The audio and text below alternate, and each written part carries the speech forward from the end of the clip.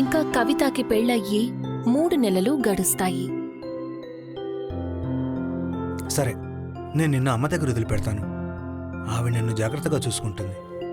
ఎందుకు నేనిక్కడెందుకు ఉండకూడదు? నీకు తెలుసు కదా నా జాబ్ అలాంటిదో. ఎప్పుడైనా పిలుస్తారు. నేను కొన్ని రోజులు సెలవు తీసుకుని నీతోనే ఉంటాను. అప్పుడు కాస్త మళ్ళీ తిరిగి వచ్చేయి. వాళ్ళిద్దరూ శుభం వాళ్ళ అమ్మా నాన్నల దగ్గరికి ఊరికి వెళ్తారు. వాళ్ల ఇల్లు పొలం మధ్యలో ఉంటుంది. ఇక దూరదూరాల వరకు ఎవ్వరూ కనిపించరు.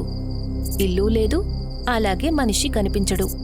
శుభం, నాకిక్కడ చాలా భయంగా ఉంది. అరే భయపడకు.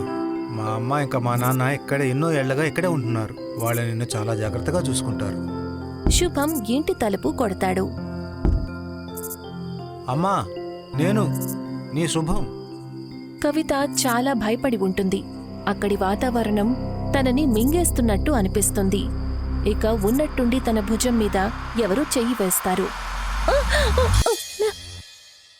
ఏమైందమ్మా? నువ్వెందుకలా అరిచావు? కవిత, అమ్మా, నువ్వు ఆవిడ్ని చూసి ఎందుకు అలా అరిచావు? నన్ను క్షమించండి, నేను భయపడిపోయాను. ఏం పర్వాలేదమ్మా, పద లోపలికి వెళ్దాం పద. శుభం వాళ్ల నాన్నగారు రేపు ఉదయానికల్లా వచ్చేస్తారు. శుభం వాళ్లమ్మ వాళ్ళిద్దరినీ లోపలికి తీసుకువెళ్తుంది. మరుసటి రోజు ఉదయం శుభం ఇంకా కవిత బయటికి వెళ్లడానికి సిద్ధంగా ఉంటారు. బాబూ, ఇంకొన్ని రోజులు ఉండొచ్చు కదా, అప్పుడు ఇంకా బావుంటుంది. అమ్మా, మేము అలా తిరిగి రాత్రికల్లా వచ్చేస్తాం. ఎప్పుడైతే వాళ్ళు బయటికి వెళ్తారో అప్పుడు శుభంకి తన హాస్పిటల్ నుంచి కాల్ వస్తుంది. తనని ఒక పెద్ద ఎమర్జెన్సీ విషయంలో 1 రోజులోనే హాస్పిటల్కి రమ్మంటారు.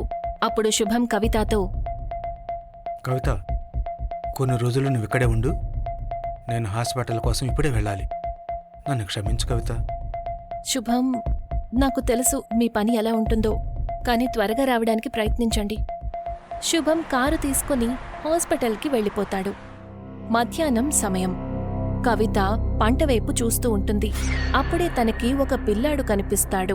వాళ్ళిద్దరూ ఒకరినొకరు చూసుకుంటూ ఉంటారు. కవిత ఆ పిల్లాడిని వెంబడిస్తుంది. ఉన్నట్టుండి ఆ అబ్బాయి పొలం మధ్యలో మాయమవుతాడు.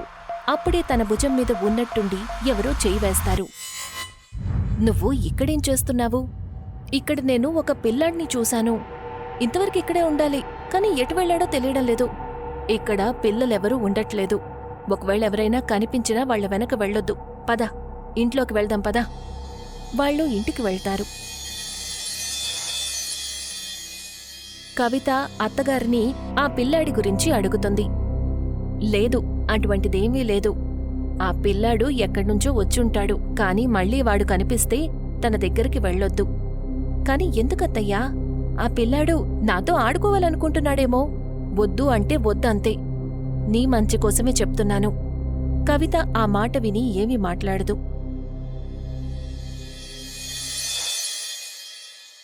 మరుసటి రోజు మధ్యాహ్నం సమయంలో కవితకి మళ్లీ ఆ అబ్బాయి కనిపిస్తాడు. బాబూ, నువ్వెక్కడ్నుంచొచ్చావ్? నీ పేరేంటి? ఆ పిల్లాడు ఏమీ మాట్లాడడు. పొలంలోకి పరిగెడతాడు. ఇక కవిత తనని వెంబడిస్తుంది. ఎక్కడికి వెళ్తున్నావ్? ఆగు, ఆగమంటున్నానా? ఆ పిల్లాడు ఒకచోట ఆగుతాడు. తనతో పాటు ఒక ఆవిడ కూడా ఉన్నట్టుండి వచ్చి నిలబడుతుంది. సగం కాలిపోయి అరుస్తూ ఉంటుంది. నన్ను కాపాడు, నన్ను కాపాడు కవిత, లేకపోతే నేనందర్నీ చంపేస్తాను. కవిత, కవిత!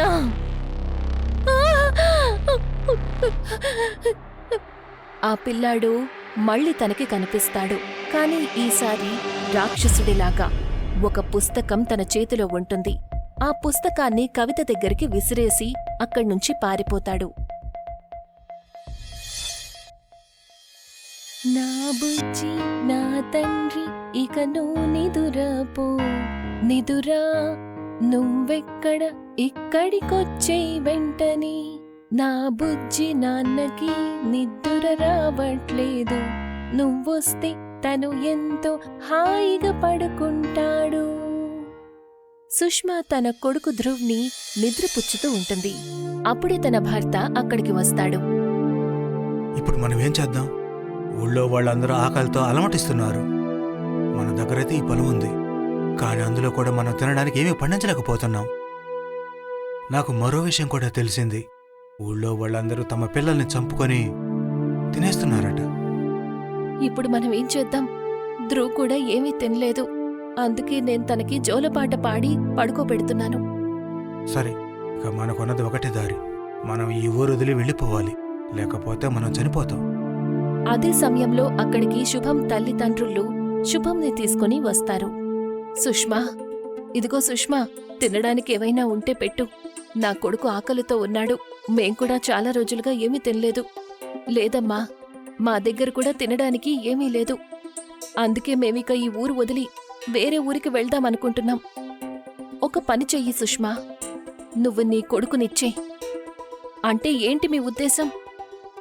అంతలోనే శుభం తండ్రి ఒక పెద్ద కత్తిని తీసి ధ్రువ్ తండ్రిని నరికేస్తాడు. ధ్రువ్ అక్కడ నిలబడి అంతా చూస్తాడు. వాళ్ళు తమ అమ్మా నాన్నల్ని చంపి తింటూ ఉంటారు. ఇక ఈ పిల్లాడినేం చేద్దాం? అమ్మా, నాకు తర్వాత కూడా ఆకలిగా ఉంటుంది. సరే, అయితే తనని వచ్చే వారం కోసం పెట్టుకుందాం. ఈ ఇల్లు కూడా చాలా బాగుంది. ఇవాళ నుంచి ఈ ఇల్లు, పొలం అన్నీ మన సొంతమే. ఎప్పుడైతే కవిత ఆ పుస్తకం చదివి పూర్తి చేస్తుందో అప్పుడు తనకి మతిపోతుంది.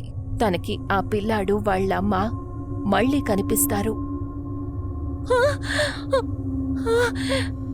ఏవైందమ్మా? ఏమైందమ్మా? ఎందుకలా అరుస్తున్నావు?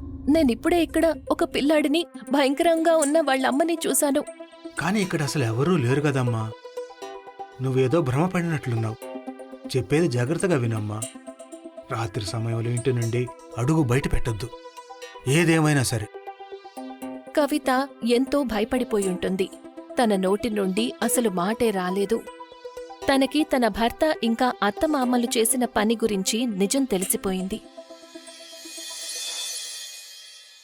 రాత్రి సమయం. అందరూ నిద్రలో ఉంటారు. అప్పుడే ఇంటి బయట శుభం ఏడుస్తున్న శబ్దం వినిపిస్తుంది. కవిత, కాపాడు, నాకు సాయం చెయ్యి. బయటికి రా కవిత, నన్ను వీళ్ళిద్దరూ చంపేస్తారు, కాపాడు. శుభం గొంతు వినగానే కవిత బయటికి వెళ్లబోతుంది. వద్దు కవిత, బయటకెళ్ళొద్దు. ఈ గొంతు కేవలం ఒక భ్రమ మాత్రమే. శుభం బయట లేడు. ఇది ఆ దెయ్యం సుష్మా ఇంకా తన కొడుకు చేసే మాయ. ఒకవేళ మనం బయటకు వెళితే మనల్ని చంపేస్తారు. నేనిక్కడి నుంచి వెళ్ళిపోతాను. సరేనమ్మా, వెళ్ళిపోదువు.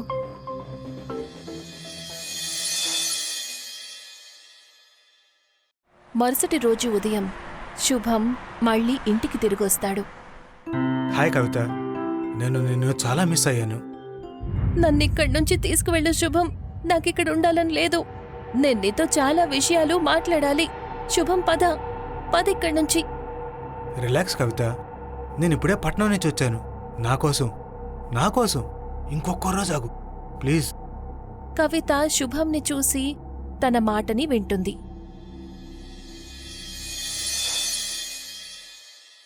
రాత్రి సమయం అవుతుంది. ఇక పొలంలో నుంచి మాటలు వినిపిస్తాయి. ఎవరైనా ఉన్నారా? నాకు సాయం చెయ్యండి. నా పిల్లాడు, నేను ఆకలితో ఉన్నాం.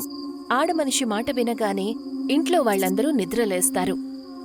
మీరందరూ ఇక్కడే ఉండండి, నేను బయటికి వెళ్ళి చూస్తాను.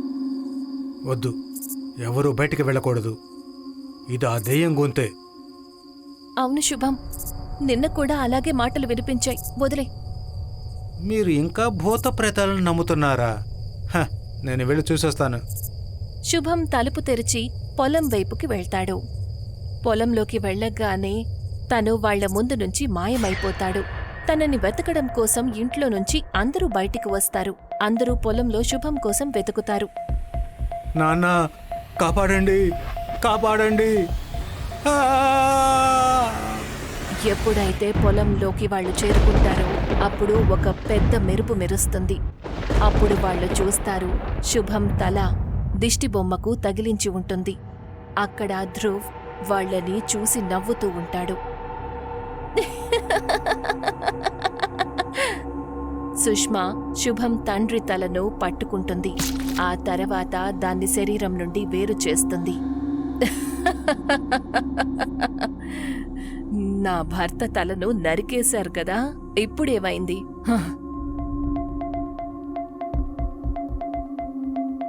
శుభం వాళ్ళమ్మ ఇంకా కవిత ఇద్దరూ పొలంలో ఒకే చోట ఆగి ఉంటారు. ఉన్నట్టుండి ధ్రువ్ శుభం వాళ్ళ అమ్మ భుజం మీద చెయ్యి పెడతాడు. బాబు, నన్ను క్షమించు. నేను మీ కుటుంబం విషయంలో ఏదైతే చేశానో దానికి నన్ను క్షమించు. క్షమించాలా? ఎలా క్షమిస్తాను? కుదరదు. నువ్వు నా కుటుంబాన్ని నాశనం చేశావు. నీ స్వార్థం కోసం నా కుటుంబాన్ని చంపేశావు. మీ ఆకలిని తీర్చుకోవడానికి మీరు రాక్షసులుగా మారారు. మేం కూడా ఆకలితోనే ఉన్నాం, కానీ మేమా విధంగా అస్సలు ఆలోచించలేదు. సుష్మా శుభం వాళ్ళ అమ్మ మొహం మీద చెయ్యి పెడుతుంది. ఆ తర్వాత గట్టిగా నొక్కుతుంది. నన్ను చంపొద్దు, ప్లీజ్, నన్ను చంపొద్దు. నేను మీ బాధను అర్థం చేసుకోగలను.